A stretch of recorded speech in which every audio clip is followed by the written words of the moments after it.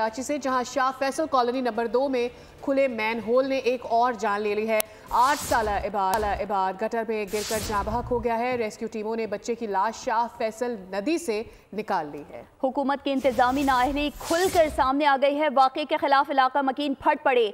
Town Nazim को शदीद तनकीद का निशाना भी बनाया है।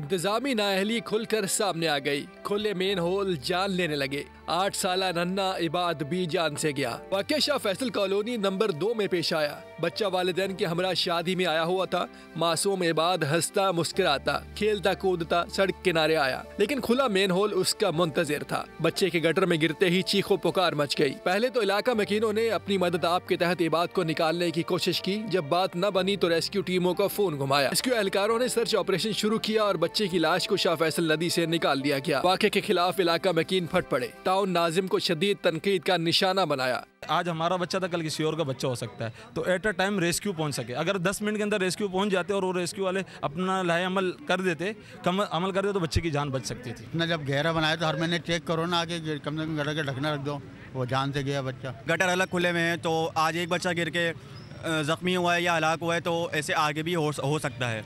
बच्चे की लाश को अहले खाना के हवाले कर दिया गया। पुलिस ने भी कार्रवाई शुरू कर दी है। सब्सक्राइब करें और बेल दबाएं ताकि कोई खबर रह न जाए।